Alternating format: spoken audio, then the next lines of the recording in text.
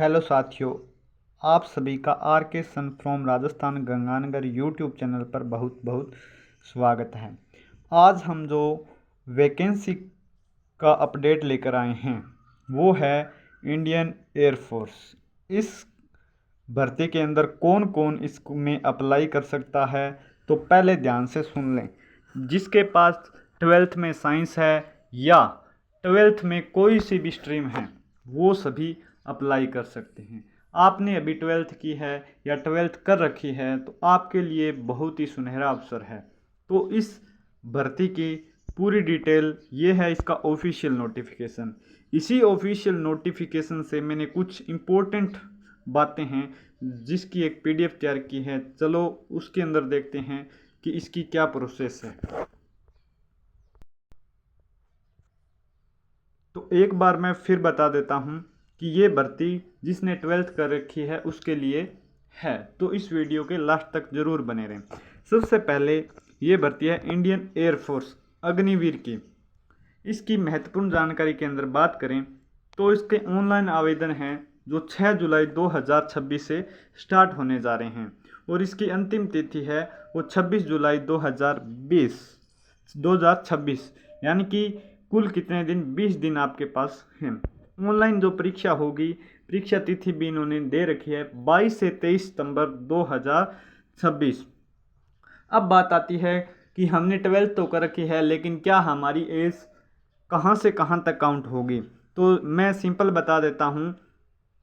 1 जुलाई 2005 से लेकर 1 जनवरी 2010 के बीच जिनकी भी डीओबी है यानी कि डेट ऑफ बर्थ है वो इस भर्ती के अंदर शामिल हो सकते हैं।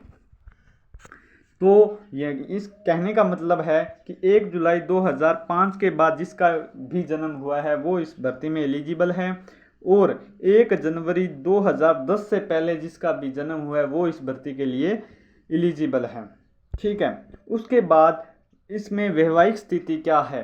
क्या आपने 12th कर रखी है और आप मैरिड हैं तो क्या इसके लिए एलिजिबल होंगे, तो मैं ये साफ साफ बता देता हूँ कि इसके लिए आप एलिजिबल नहीं हो। इसके लिए केवल और केवल अनमैरिड ही अप्लाई कर सकते हैं।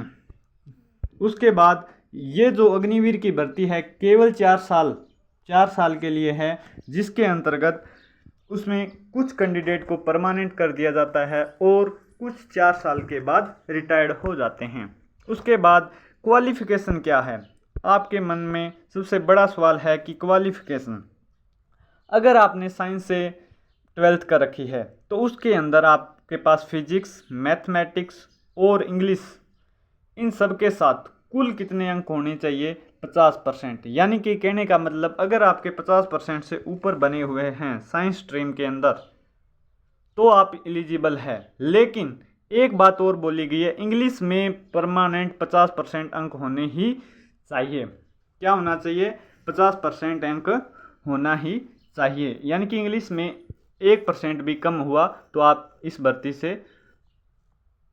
भर्ती में अप्लाई नहीं कर सकते। उसके बाद ये हो गई साइंस की बात। उसके बाद अगर आपके पास 3 साल का इंजीनियरिंग डिप्लोमा है, जो भी नोटिफिकेशन में जितनी शाखाएं दे रखी है उस हिसाब से हैं, बाकी अभी अपने बात करें हैं ओनली फॉर साइंस और अदर स्ट्रीम की।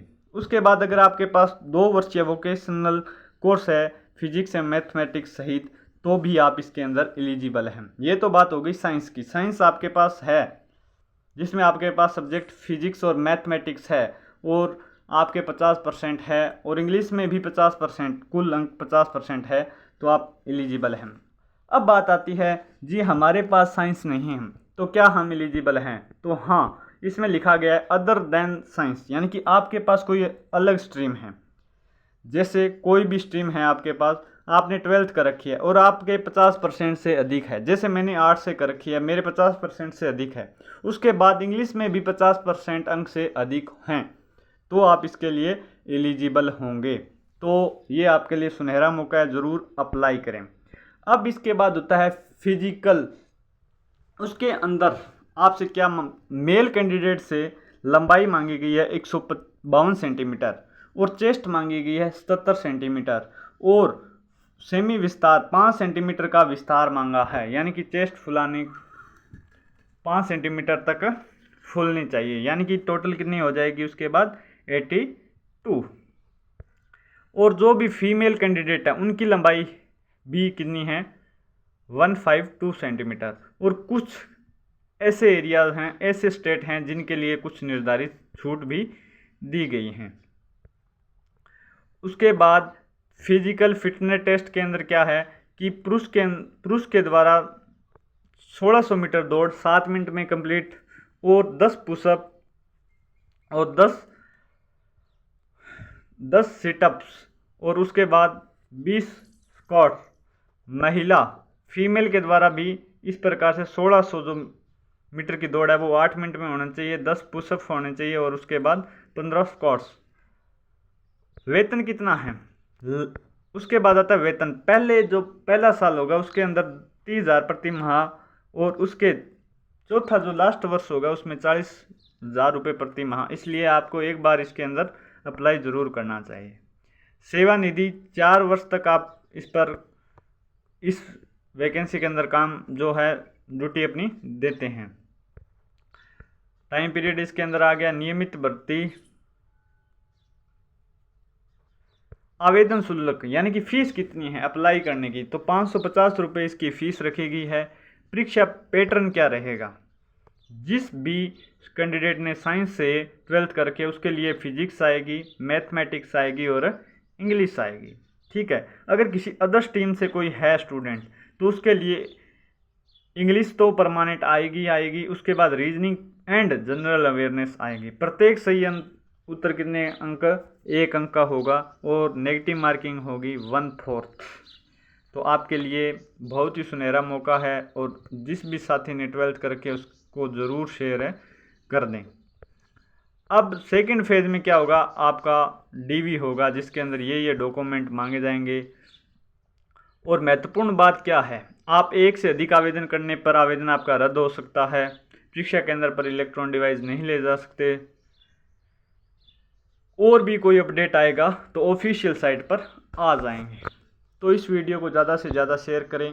बहुत ही कम समय में, आपके कीमती समय में 8 मिनट का टाइम निकाल कर आपने ये वीडियो देखा है। ज़्यादा बड़े वीडियो नहीं बना रहे हैं, इसलिए कम समय में अच्छी जानकारी मिल रही है। अगर वीडियो अच्छी लगी तो ज़रूर शेयर सब्सक्राइब करें।